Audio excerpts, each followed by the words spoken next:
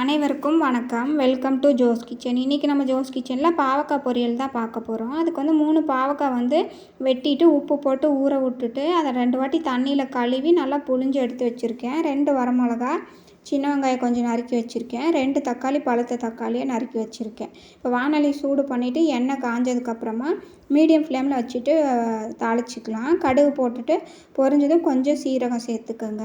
இந்த மாதிரி சீரகம் சேர்த்தோம்னா நல்லாயிருக்கும். அதுக்கப்புறம் சின்ன வெங்காயம் நறுக்குனதை போட்டுக்கலாம். என்கிட்ட கருவேப்பிலை இல்லை, அதனால் நான் கருவேப்பிலை போடல. நீங்கள் இருந்தால் போட்டுக்கோங்க. 2 வரமிளகா போட்டிருக்கேன். நீங்கள் வேணால் பச்சை மிளகாய் சேர்த்துக்கலாம். அதுக்கப்புறம் இஞ்சி பூண்டு பேஸ்ட் வந்து 1 டீஸ்பூன் சேர்த்துருக்கேன். இதை மாதிரி சேர்த்து செய்யும்போதும் பாவக்காய் வந்து நல்லாயிருக்கும். அதனால் நீங்கள் இஞ்சி பூண்டு பேஸ்ட்டு போட்டுக்கோங்க. போட்டுட்டு தக்காளி வந்து 2 தக்காளி போட்டிருக்கேன். நல்லா பழுத்த தக்காளியாக போட்டிங்கன்னா இது வந்து டேஸ்ட் நல்லாயிருக்கும். கசப்பு கொஞ்சம் கம்மியாக தெரியும். இந்த மாதிரி வதக்கிட்டு செய்யும்போது நம்ம புளி விடுறத விட தக்காளி போட்டு செஞ்சோம்னா நல்லாயிருக்கும். இப்போ நல்லா தண்ணி வடிச்சிட்டு வச்ச பாவக்காய் வந்து இது கூட சேர்த்துக்கலாம். நம்ம உப்பு போட்டு ஊற வச்சுட்டு அதுக்கப்புறம் தண்ணியில் கழுவி அந்த தண்ணி நல்லா பிழிஞ்சிட்டு போட்டோம் அப்படின்னா பாவக்காய் வந்து கசப்பு தெரியாது. இப்போ அடுப்பை மீடியம் ஃப்ளேமில் வச்சுட்டு ஒரு 5 நிமிஷம் வதங்க விடுங்க. இந்த மாதிரி 5 நிமிஷம் வதங்க விட்டோம்னா அந்த கசப்பெல்லாம் கொஞ்சம் கம்மியாயிரும். அதுக்கப்புறமா கொஞ்சம் உப்பு போட்டுக்கலாம். 2 ஸ்பூன் உப்பு போட்டிருக்கேன். கல்லுப்பு போட்டோம்னா கொஞ்சம் அது கரைஞ்சி வரும்போது பாவக்காயில் இருக்கிற தண்ணியெல்லாம் நல்லா வற்றிரும். அப்போ கசப்பும் கம்மியாயிரும். இப்போ தட்டு வச்சு மூடிட்டு ஒரு 5 நிமிஷம் வதக்குனிங்கன்னா இன்னும் நல்லா சுருங்கிடும். அதுக்கப்புறம் சீரகப்பொடி, மல்லிப்பொடி, சாம்பார் பொடி வந்து 1 டீஸ்பூனும், மிளகாய் பொடி 1 டீஸ்பூனு, அதுக்கப்புறம் மஞ்சள் பொடி இது எல்லாத்தையும் போட்டு நல்லா பெரட்டி விடுங்க. வேணால் தண்ணி ஒரு 1/2 டம்ளர் ஊற்றிட்டு நல்லா பெரட்டி விட்டு மூடி வச்சுருங்க. ஒரு 5 நிமிஷம் மீடியம் ஃப்ளேம்லேயே இருக்கட்டும்.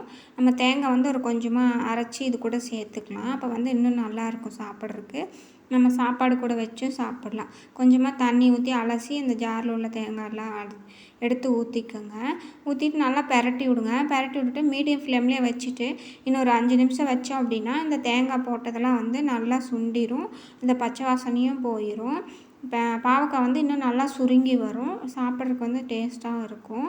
இப்போ மீடியம் ஃப்ளேமில் வச்சுட்டு ஒரு 5 நிமிஷம் கழித்து பார்த்தோம்னா இது மாதிரி தண்ணியெல்லாம் சுத்தமாக வற்றி போயிருக்கும். நல்லா ட்ரையாக வந்திருக்கும். இப்போ நல்லா வெந்துருச்சு பாவக்காய். இந்த டைமில் அடுப்பு ஆஃப் பண்ணிட்டு இறக்கிக்கலாம். அவ்வளோதான். இந்த பாவக்காய் வறுவல் வந்து ரெடி ஆயிடுச்சு. இதில் இன்றைக்கி நம்ம மசாலா பொடி தேங்காயெல்லாம் அரைச்சி ஊற்றி செஞ்சுருக்கோம். சாப்பிட்றதுக்கு நல்லா டேஸ்ட்டாக இருக்கும். கசப்பு வந்து கொஞ்சம் கம்மியாக இருக்கும். பாவக்காய்னா கொஞ்சம் கசப்பாக இருக்கணும். அப்போ கசப்பாக இருந்தால் தான் சாப்பிட்றதுக்கு நல்லாயிருக்கும். ஆனால் ரொம்ப கசப்பாக இருக்காது. ஓரளவுக்கு சாப்பிட்ற மாதிரி இருக்கும். நல்லா சாப்பாடில் வச்சு பெனஞ்சு சாப்பிட்லாம். அந்த மாதிரி இருக்கும். நீங்களும் இதை மாதிரி செஞ்சு பாருங்கள். செஞ்சு சாப்பிட்டு பார்த்துட்டு எப்படி இருக்குன்னு சொல்லுங்கள். வீடியோ பிடிச்சிருந்தால் லைக் பண்ணுங்கள். ஜோஸ் கிச்சன் சேனலுக்கு மறக்காமல் சப்ஸ்கிரைப் பண்ணுங்கள். தேங்க்யூ.